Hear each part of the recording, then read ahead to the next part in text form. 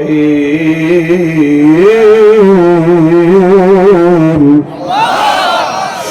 اليوم نختم على أفواههم وتكلمنا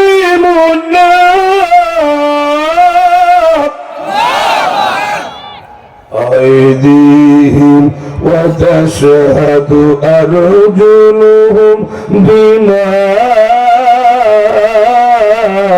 كانوا يكسبون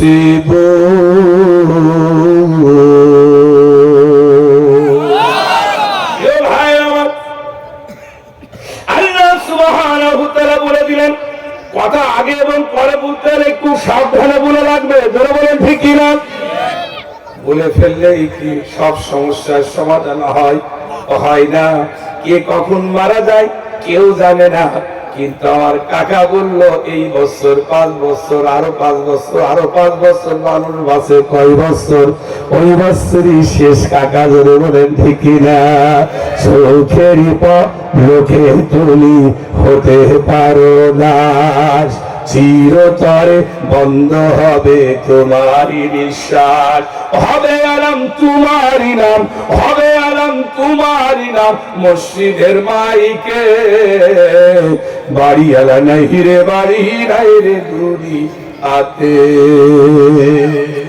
কখন মসজিদে এলাম হবে মসজিদের কথা বলো না বলে এই বছর না সেই বছর আরো 5 বছর কাকা কয় বছর বাসে গেলি কয় কাকা যারা বলে ঠিক না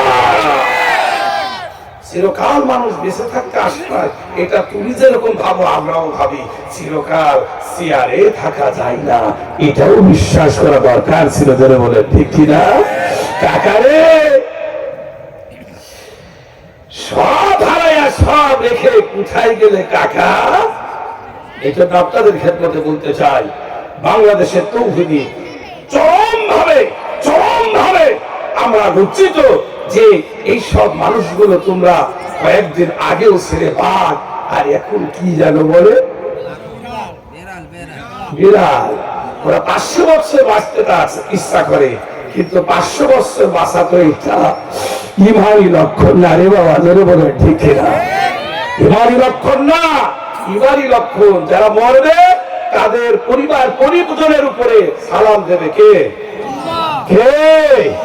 আল্লাহ সালাম পাঠাবে ফেরেশতারা সালাম পাঠাবে কবিতা কবির ভাষায় সালাম পাঠিয়েছেন কাদের একটু খেলবে মালিকে ভাইয়ের মা মুগ্ধ ভাইয়ের মা শিপন ভাইয়ের মা মালিক ভাইয়ের মা রাজ্জাক ভাইয়ের মা মুগ্ধ ভাইয়ের মা সাইদ ভাইয়ের মা শিপন ভাইয়ের মা মাসুম ভাইয়ের মা মুজাহিদ ভাইয়ের মা তোমরা বড়ই ভাগ্যবতী আন্ন ধরায় দিনের জ্যোতি সালাম জানাই তোমায় ফেরেশতা মা সালাম জানাই তোমায় ফেরেশতা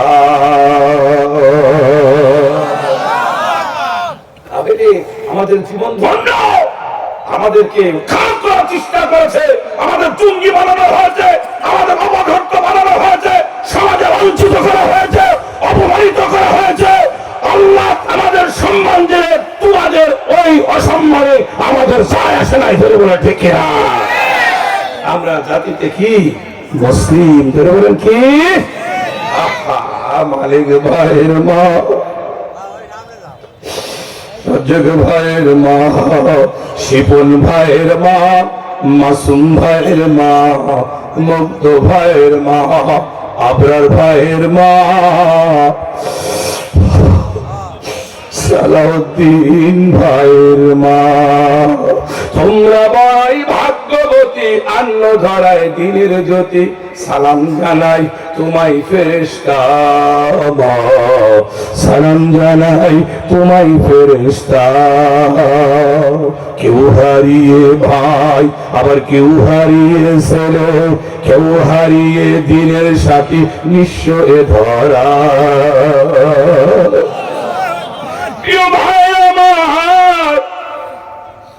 খেয়াল করুন আমরা এমন একটি জাতি, এমন একটি গোষ্ঠী, আমরা সব কিছু নিঃস্ব হয়ে গেছি। এক নাই দুই নাই, দিকে দিকে সব আমরা নিঃস্ব হয়েছি। কেউ হারিয়ে ভাই বোন, কেউ হারিয়ে ভাই, আবার কেউ হারিয়ে ছেলে, কেউ হারিয়ে ভাই, কেউ হারিয়ে ছেলে, আবার কেউ হারিয়ে দিনের সাথে নিঃস্ব ধরা। পিরোজপুরের আল্লামা দেলোয়ার হোসেন সাইদিকে আমাদের আত্মীয় ছিল, ছিল না, কিন্তু তিনি আমার দিনের সাথী।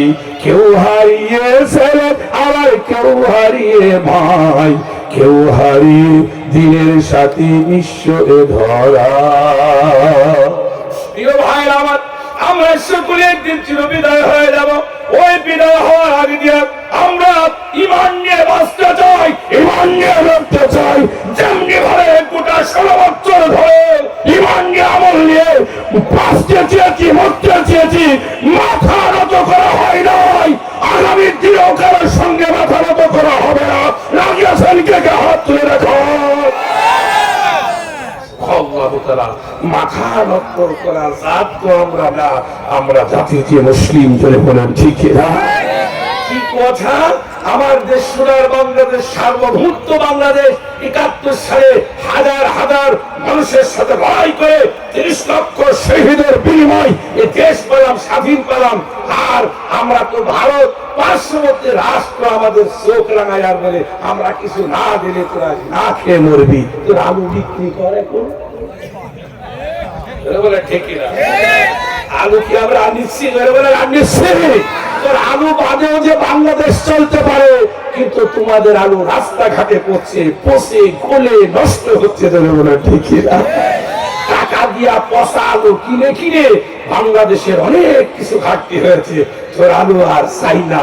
আমাদের আলু ফ্রান্স থেকে, জর্ডান থেকে, কাঠমান্ডু থেকে, পাকিস্তান থেকে, করাচি থেকে আসছে।